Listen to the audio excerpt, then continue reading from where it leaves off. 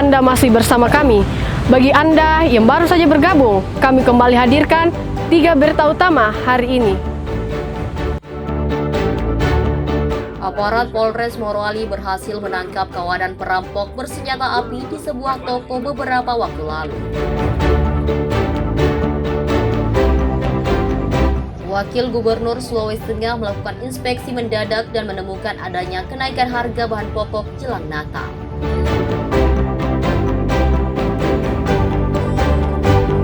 Arus mudik penumpang kapal laut di Pelabuhan Pantoloan mengalami peningkatan signifikan.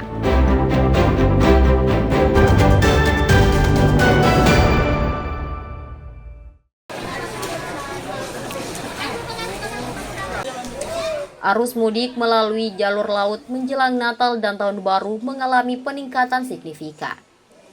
Seperti terjadi di Pelabuhan Pantoloan yang melayani rute dari Pantoloan menuju Tarakan, Kalimantan Utara. Jumlah warga yang menggunakan jasa kapal motor Lambelu di Pelabuhan Pantoloan meningkat tahun ini dibandingkan tahun sebelumnya. Untuk penumpang tujuan Tarakan tercatat sebanyak 500 orang. Sedangkan penumpang yang turun di Pelabuhan Pantoloan sebanyak 900 orang. Warga senang bisa pulang kampung dengan menggunakan jasa kapal laut. Selain harganya lebih murah, juga tidak butuh waktu lama. Karena kalau misalnya saya harus naik pesawat, saya harus ke Makassar lagi, jauh. Oh, jauh. Iya. Oh, iya. Kalau misalnya dari sini, tiketnya 2 kali lipat dari Makassar. Jadi mending naik kapal saja, karena cuma sehari saja. PT Pelni Cabang Palu menyebutkan terjadinya peningkatan arus mudik ini dipengaruhi adanya kebijakan dari pemerintah yang menurunkan harga tiket sebesar 20%. Kebijakan ini berlaku mulai 17 Desember 2025 hingga 10 Januari 2026. Untuk jalur kita memang yang paling potensial itu seperti saat ini dari Pantoloan ke Tarakan, dan juga nantinya di tanggal 26 kita ada kapal Labobar itu dari Pantoloan menuju ke Balikpapan, itu juga kemungkinan kurang lebih nanti penumpang sekitar 600 sampai 700 orang. Pelabuhan Pantoloan selama ini melayani penumpang tujuan Toli-Toli, Balikpapan, dan Tarakan. Lonjakan arus mudik selalu terjadi setiap menjelang hari libur nasional maupun akhir tahun. Raka Rahmatan dan Syamsuddin Tobone melaporkan dari Palu.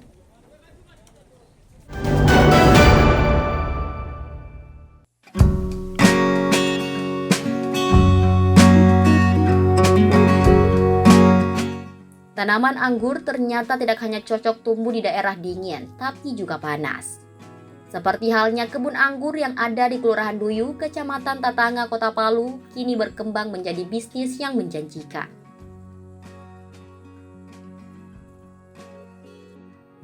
Kebun anggur yang berada di kawasan hunian tetap Duyu ini dirintis sejak akhir tahun 2018, tepat setelah gempa di Kota Palu. Kondisi ekonomi yang serba sulit saat itu membuat sekelompok warga merintis usaha berkebun anggur.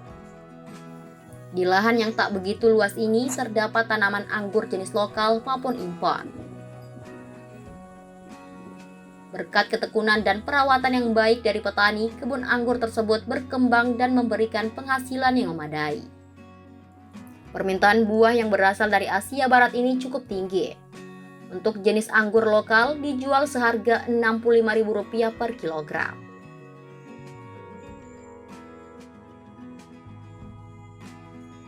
Sedangkan untuk anggur impor mencapai Rp85.000 per kilogram. Namun hasil panen anggur belum dipasarkan secara luas. Memang awalnya cuma tiada alas, cuma coba-coba sebenarnya. Sebagai apa? Hobi-hobi, terus itu coba ya. Kayaknya tidak yang bisa banyak-banyak. Karena memang peminatnya banyak sekali. Kalau tiap panen itu pasti banyak, pasti ramai. Ya, kebun ini kita dirikan dari habis gempa itu dari 2019 sampai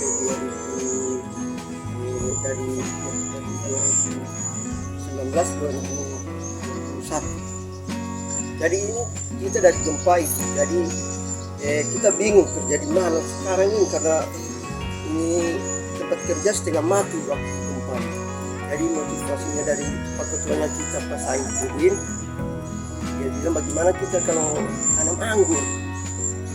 Anggurnya jangan cuma sedikit, sebanyak memang. Nah begitu. Keberadaan kebun anggur ini tidak hanya memberi keuntungan bagi petani saat panen tiba. Kini, lokasi tersebut juga menarik perhatian warga dan berkunjung ke lokasi saat hari libur atau musim panen. Lahan yang sempat terbengkalai pasca gempa tersebut potensial dikembangkan jadi agrowisata. Rifa Wulan dan Syamsuddin Tobone melaporkan dari Palu.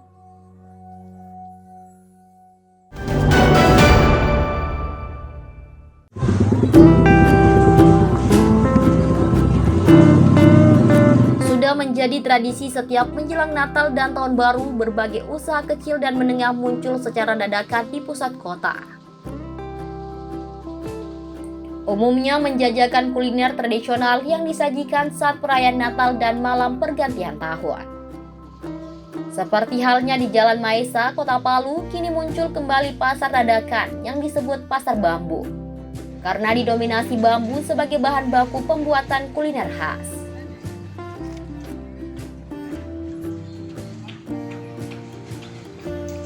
Masyarakat Palu menyebutnya dengan nasi jaha atau dikenal masyarakat di daerah lain dengan sebutan nasi lemang. Permintaan bambu dan bahan nasi jaha akhir-akhir ini meningkat, menyusul semakin dekatnya perayaan Natal.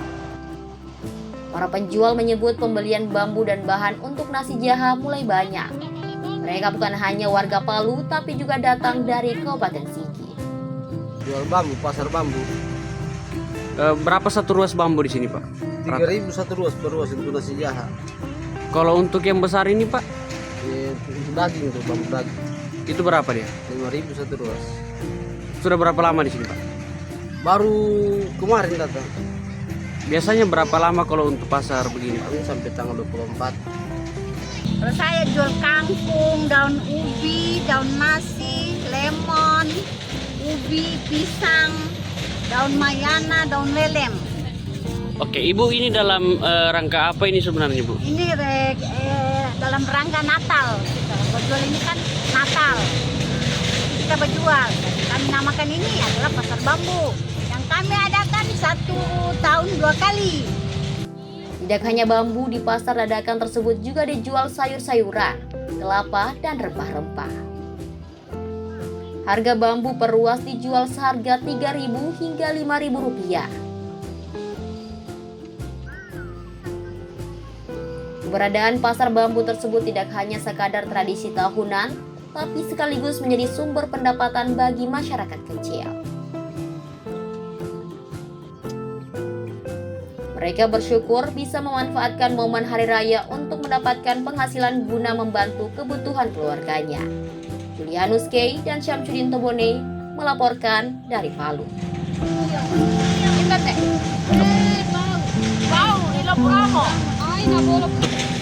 Kita ini kalau berjual di sini kan 1 tahun 2